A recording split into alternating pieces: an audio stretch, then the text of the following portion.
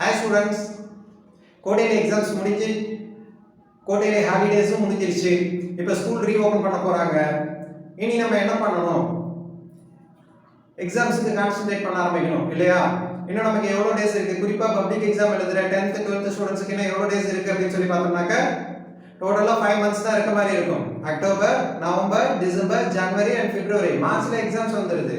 Okay, இந்த October month எப்படி போகும் அப்படினு சொல்லி பாத்தீங்கன்னா நெக்ஸ்ட் வீக்ல என்ன வருதுங்க? பூஜா ஹாலிடேஸ் வருது. விஜயதசமி, ஆயுத பூஜை அந்த ஹாலிடேஸ் வருது.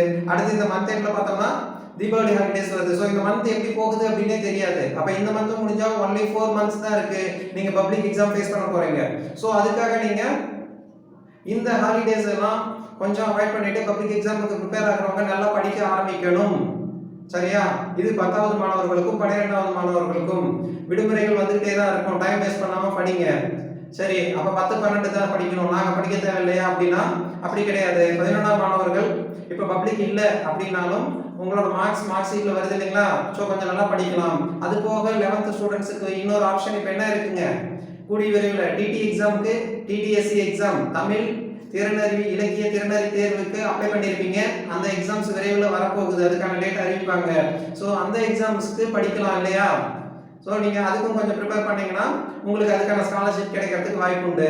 சரி, ஹையர் செகண்டரி விடுவோம். கீழ பார்த்தோம் அப்படினா 8th ஸ்டாண்டர்டுக்கு கூடிய சீக்கிரம் என்எம்எஸ் எக்ஸாமுக்கான அறிவிப்பு வரும். சோ அதுக்காகவும் நீங்க கொஞ்சம் ப்ரிப்பேர் பண்ணீங்க அப்படினா 4 வருஷத்துக்கு 9th 10th 11th 12th 4 வருஷமும் மாதந்தோறும் 1000 ரூபாய் ஸ்காலர்ஷிப் கிடைக்கிறதுக்கான அரிய வாய்ப்பு உங்களுக்கு இருக்கு.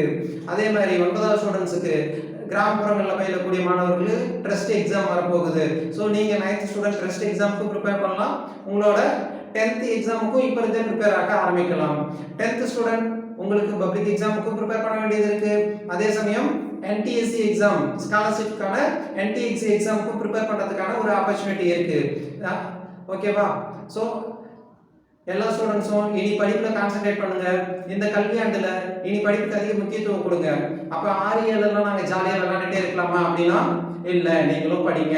இந்த 6-7 நீங்கள் படிக்கக்கூடியதுதான் உங்களுக்கான என்எம்எஸ் ட்ரஸ்ட் NTSC எக்ஸாமுக்கான பேசிக்ஸாக இருக்கும். ஸோ நீங்கள் அடிப்படை கல்வியை நல்லா படிச்சுட்டீங்கன்னா உங்களுக்கு பின்னாடி கற்கிறதுக்கு ரொம்ப ஈஸியா இருக்கும். சோ எல்லாரும் நீ கொஞ்சம் படிப்படியே கான்சென்ட்ரேட் பண்ணுங்க. ஒவ்வொரு எக்ஸாம்ஸ்க்கான நோட்டிபிகேஷன் வரும்போது அத பத்தின தனித்தனி வீடியோஸ் போட்டு வைக்கிறேன்.